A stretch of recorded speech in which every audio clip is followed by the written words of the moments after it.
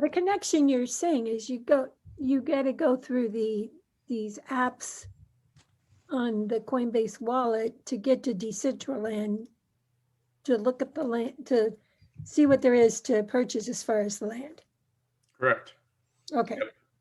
Yep. You can go online onto the website and do it, but having everything in one place, I mean, this is the way, I mean, ultimately, this is where we're moving to. At some point, there's going to be one application that everybody's going to use, and all of your accounts are all going to be tied to it. Whether it's your rent, or you own your home, or your title to your car, or your insurance for your car, or your house, your homeowners, your HOA, whatever it is, and every single aspect, your banking and your medical and who your family is, and it's all tied together. All your, instead of bank accounts, just your cryptos, and each one may be used for different things. And you can just, if you go to pay for an item at your store, it may say, we don't take Uniswap. You have to pay us in Kyber. And so when you use this app, it automatically exchanges in real time and transfers to them in real time. And there's no headache. There's not like we have to sit and wait for the exchange to process and put in the right address. It just does it all for you. And it's brilliant. So I'm taking a picture so I can put it in here for you. It might be worth getting the Android just because it's difficult, but. And purchasing an unlocked Android, you can just go to the AT&T shop or someplace and get an unlocked Android. Yeah, you can just go on. Well, I'm not sure where you live, but I would recommend, because a lot of you are not in the United States, I would go to eBay. Go to eBay? I will go to eBay. If you like, I can look for like a $80 to $100 phone that's a good phone, and you'll be able to rely on it. That's the point. And you can download this and use it specifically for this. We're going to do that with Dolly, because she just bought a $700 Apple and can't even use it for what we're most passionate about. So. Right. So, yeah. So I can just go to eBay and get an unlocked one. Yeah. Yeah. Sad story. Let me take one more. I'll put these out for you guys so you have the ENS manager. It's kind of like Unstoppable Domains. There's also another one. People ask me all the time, what's the point of cryptocurrency? I can't spend it. I can't use it out in public. There's something here called Dether, DETHER, and it's an application in here. There's another one for local Ethereum, and it actually shows you all of the stores globally that accept cryptocurrency. And if you have a company or a store and like to come on board, you may be surprised. In your area, there's places that actually accept cryptocurrency or grocery stores that you didn't even know about. And that'll get more and more popular as we move forward. Okay, so I'm going to put these in the private now. And at the very top of each post, it will have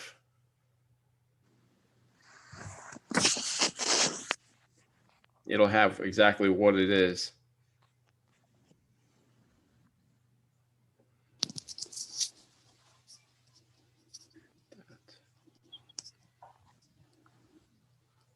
Hey, Ben, does the Android version have the dApps already in it? Or do you have to add those as well? No, it's all inside the wallet. So you have to have Coinbase Wallet installed on the phone first, and then you have to install the Coinbase decentralized wallet on the phone second. So the Coinbase Wallet app is completely separate from the decentralized version, and that's what I said to you today. They're not the same thing. The app is just for buying cryptocurrency inside of Coinbase, and then Coinbase, and that's a centralized system. Then Coinbase created a separate decentralized wallet that works on the Ethereum blockchain, which is completely separate than this guy that we all use to buy cryptos on. But they both have to be on the same phone. Once both apps are on the same phone, then you connect them, and they can flawlessly work together without effort and lots of ease.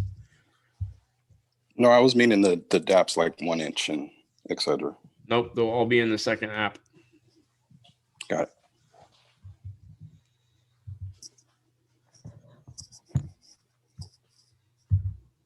So the last two I highlighted, what I should have done. highlight the Again. specific ones that I'm using. The most important of what I shared on here is OpenSea, which is your online peer-to-peer marketplace for selling, whether it's the collectibles or, and most people only think of collectibles as an NFT or a non-fungible token, which is like a junk picture that you're purchasing. It's like buying a trading card or a baseball card. There's so much more. So you can create on your ENS register. It's kind of like unstoppable domains, but you are taking, for instance, myself, and I'm taking me and I'm turning myself, my entire life, into a non-fungible token. And everything I do will be recorded on my own personal blockchain for the rest of my life. And it will start from the time you create it. It does not have to be your first and last name. You can make it whatever you want it to be.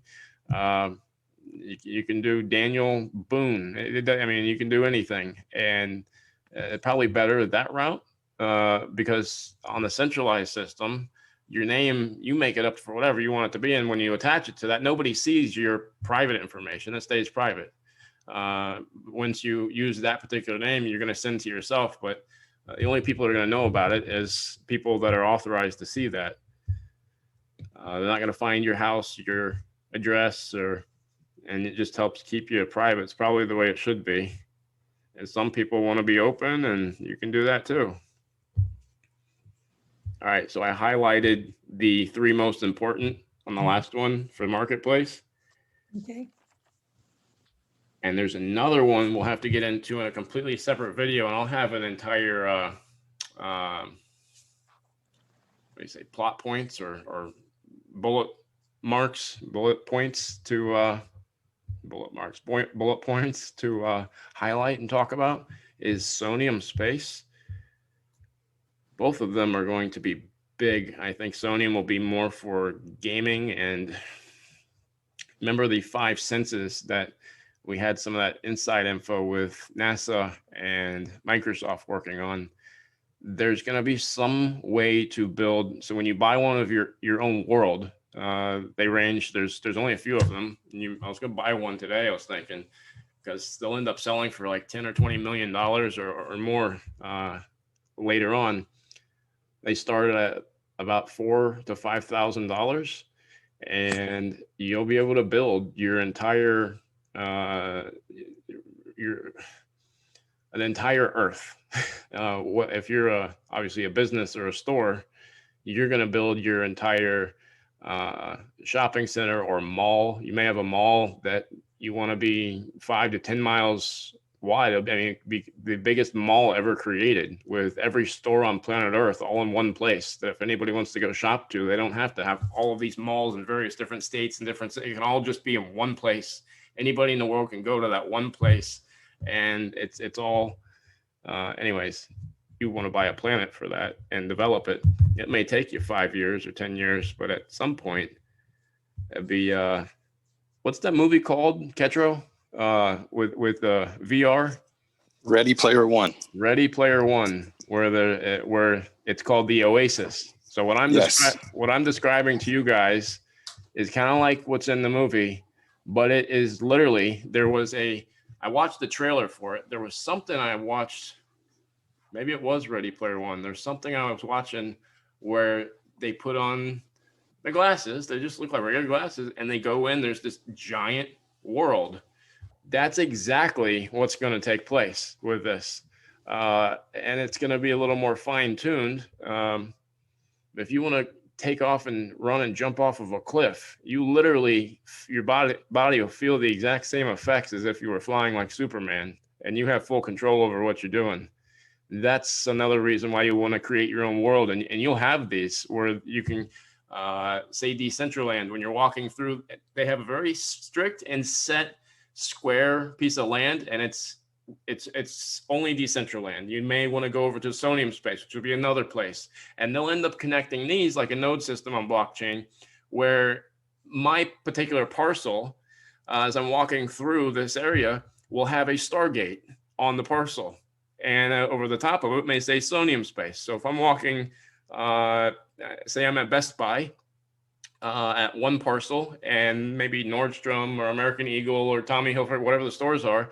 But maybe the fifth store may have a Stargate where I walk through the Stargate and it immediately pops me out over at Sodium Space. It's kind of a weird way to look at it, but it's happening right now. It's cool.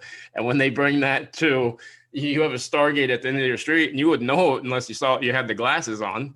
And that Stargate can actually pop you out to another state somewhere else. And so you're going to end up having little Stargates all over the place. And they're very real with the glasses on, but without the glasses, you would never know any of it's there. And so that makes me wonder today, could this stuff actually be floating around our society now? And you just wouldn't know it because you didn't have the glasses. But my research is this is real, and there's enough proof once you get into the basics with this app that you start learning some of it, and you're just going to automatically, if you have a little bit of imagination, you're going to say to yourself, whoa. And it's just going to click, and you're going to realize you are the really you have the banking, the money aspect, but with the technology aspect, we're not the 1%. We're like literally the only 3 people in the world that are thinking this way, that actually see this. And the rest of society has got 10 years still to catch up. And so if we could bring everybody else, the developers, not on board with this thinking, oh man, do you just imagine what that would do? Anyways, it's here, but I'm hoping I can do a display and a screen share where I can take you guys inside one of the VR worlds and show you what I'm talking about. Another way to get in is Sodium Space has incorporated a way to do, it's called the Oculus Quest 2, which is kind of interesting. He's here in our group now. He said, I'm not going to say who, but a friend of his created the Oculus Quest 2. What are the chances of that? And that's what Facebook purchased years ago for $2 billion from the guy that created it. And he sent me a message. He's in our private group, and I go, what? The guy just happens to be in our group that is, I don't remember. It doesn't matter. I thought that was pretty impressive. And then the other day I was riding through Palm Beach and just happened to run into the guy that originally created. So there was an older guy, and there was I guess he was maybe in college at the time. He was a kid. His name was not Bill, Bob. I don't remember. But he said they created and invented VR for Boeing. And I don't know how it will play together, but just with seeing across the board, there's about 5. There's Sandbox is another virtual. I have no faith in those. The only 2 that have any chance of going anywhere is Decentraland and Sodium Space. But I think Sodium Space will be more geared towards the gamers, and the Decentraland will end up taking on a lot of characteristics as Sodium Space later on. But no way to tell. I'm not psychic. Yeah, just pray about it and see what comes in. Ben,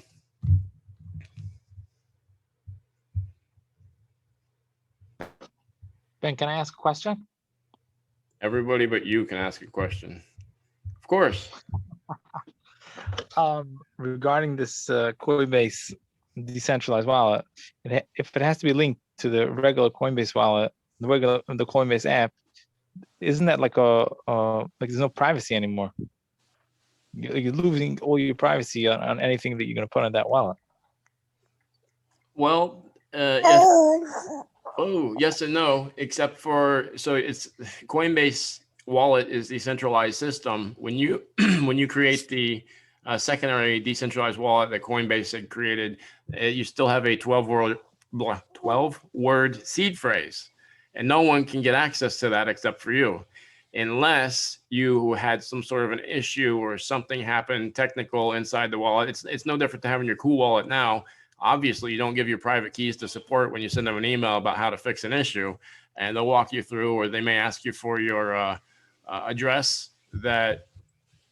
What's up, baby? You send Hi, mama. that you had sent a transaction for, and they'll go on the backside and look it up and help you resolve it.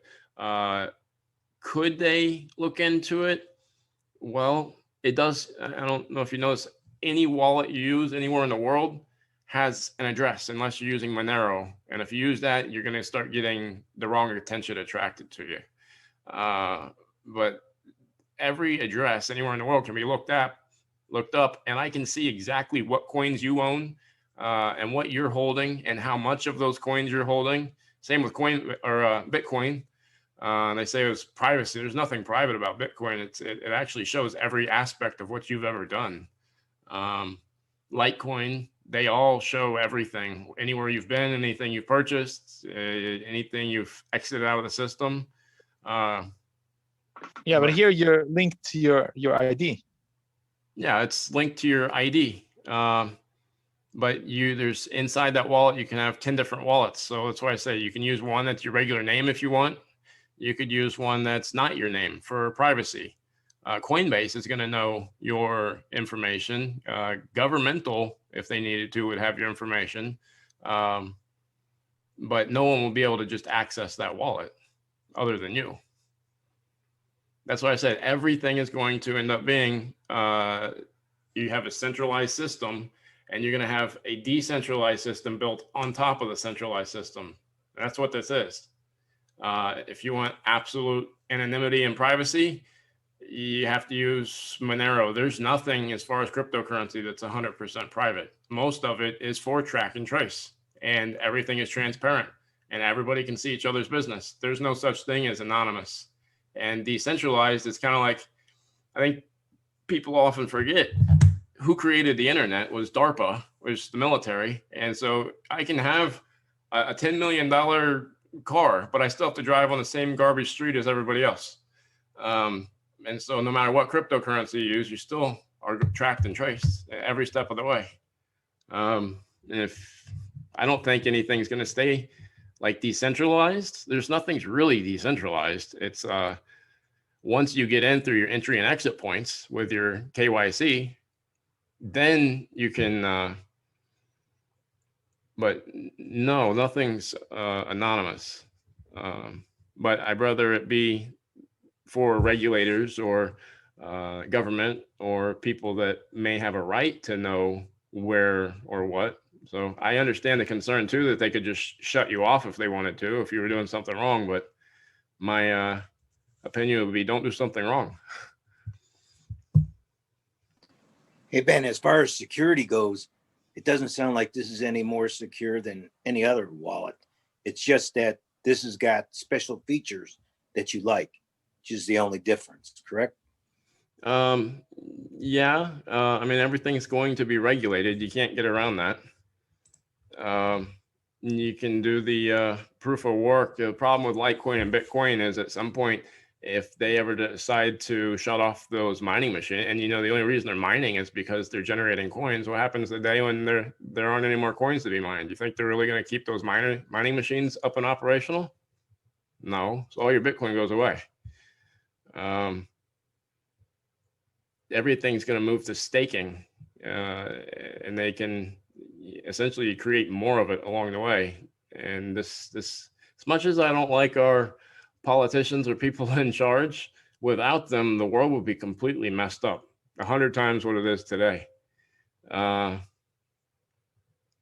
love it, but I think this is the way. And I think if you're not in one of these few select wallets, when the time comes, I think you're going to lose your crypto. I don't think there's going to be a way around it. And I don't know if there would be. If you want privacy, absolute privacy and anonymity, buy silver and gold. But I haven't met one millennial or anybody out today that even has a clue what silver or gold is. So within the next 50 years, when all the old guys die, silver and gold isn't going to be it's not a thing. It's just looking at everything and what is going to be a thing, and things that I can have and transfer to my kids, for instance. This is the way. Otherwise, because my kids' future, I don't think, if it weren't for me being in the silver somewhat, my kids wouldn't have any clue what it is. But no one I talk to, even adults, have any clue what metals are. Most people now are talking about cryptos. You can have them in a decentralized wallet, but I mean, what's decentralized if you're tracked and traced every step of the way? Even if you're in a Litecoin core wallet, I mean, you still have an address. You bought Bitcoin at 0.1, and it was sent to 2, and then 3, and then 4, and every step of the way from inception. I mean, you can look at the blockchain explorer and see exactly where it went and who it went to and what time, and that's the point of the ledger. So it's transparency for all. And this is also, if we're not going to be transparent, then why would we expect the banks or anyone else to be transparent? And they're adopting it. So yeah, I do like it.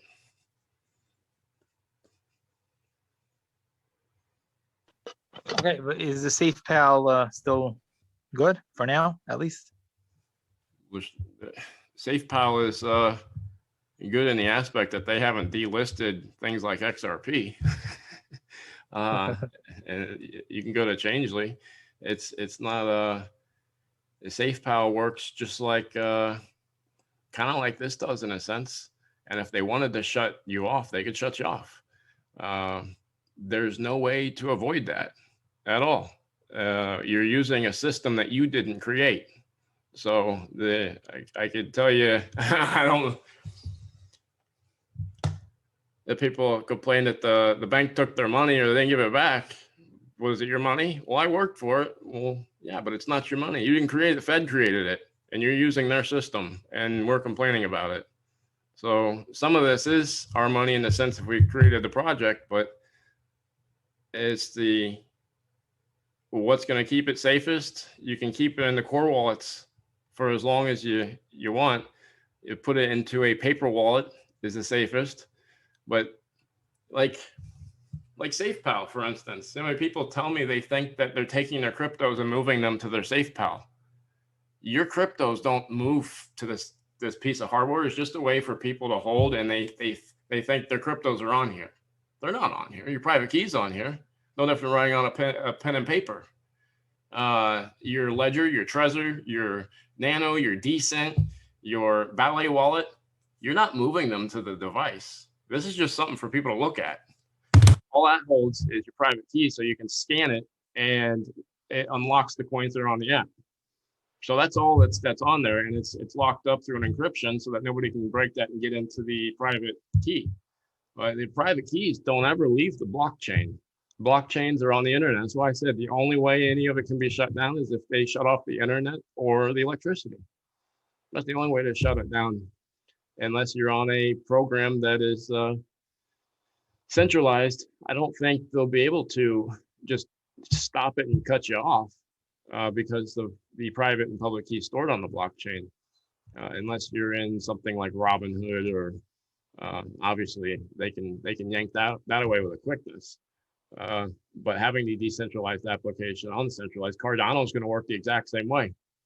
Cardano is going to have a decentralized network, just like Ethereum is doing with this same wallet. Exact same thing, just going to be Cardano. And the Cardano is going to have a whole support team where if somebody has an issue, the average public, I believe that comes out in summer of 22. And when that takes place, people are going to be calling in for help, and they're going to have to share. There may be a two-factor authentication code that support on the phone will send the customer that's on the phone while they're online, and they'll have to present that one-time code to support in order for support to get into their system to see what went wrong and how you fix it. And then if something really did go wrong, oh, well, guess what? Now the central bank insurance is going to kick in, and then they're going to refund your $50 Cardano. That's the only way it's going to work. There's no way around it. And there has to be central bank digital currencies. Otherwise, the system, it just doesn't work. There has to be. Do I really support it? Do I like it? No. But the system the entire world would fall apart without it. Unless something is invented in the process that could replace that in 5 to 10 years, someone, somewhere, at some point will end up figuring out and solving the problem to replace those entities. But for now, it hasn't happened yet. But this is where we're going. and you guys are still ahead of the curve. My question is maybe the IRS, I believe somehow they bought something for tracking, analysis or something like this to track from Coinbase. So maybe they'll be able to query the information that comes from Coinbase from these decentralized wallets, and they'll tax people without even them pulling out into fiat. You see my concern? What is your concern? If we're on a decentralized app from Coinbase and we're linked to our Coinbase account, which is linked to our ID, the IRS, I believe, is working together with Coinbase. That means that they'll have access to people that had, let's say, capital gains in their cryptocurrency, but still didn't pull out into fiat. And they might just be able to tax them through this app. I'm counting on it to work that way. I hope it works that way. I hope the IRS tax every transaction that we do. I don't think there's any way around that. I think the IRS is going to immediately, when you spend something at the store, your sales tax, I think it's automatically going to be deducted. I think the IRS is going to take away IRS on a national perspective for the public, that you have to personally report your taxes as a company or someone that spends. You're not going to report that. It's automatically going to come right out of the wallet. Yeah, but here I'm talking about even without spending, just being in It's your talking wallet. about, oh, sorry. Well, Yeah, the Janet Yellen unrealized gains, right? I don't know anything about that. Yellen said they're looking at the possibility, she just floated a trial balloon, looking at people's assets and taxing unrealized gains. So you buy a piece of property in 2010 for $5K, now it's worth $1 million. You haven't sold it, you haven't transacted anything. They're looking at taxing unrealized gains. I think it's complete nonsense, but she did float that, Yellen. I think everything they throw out, Biden and Yellen and all of them, I think it's just a reality TV show. I don't pay attention to any of it. I don't look at it. I think they're a joke. I can't believe they're still walking around. Period. I don't know how people haven't just I don't want to say the wrong thing here, but that was probably enough. That's how I feel about it. The power is in the people, and it always has been. And the people are allowing everything to keep happening instead of going out in a video like this and bitching about it or putting a post on Facebook or their YouTube or I can't believe this is happening. Well, get the fuck up and come together and make it stop happening. So nobody does it. I can't handle it. No, I don't follow any of the news stuff. I think it's all complete nonsense. Oh, it's my take. Probably not the best take, but that's how I feel. Hey, Ben, I missed the very first part. Do we need to get an Android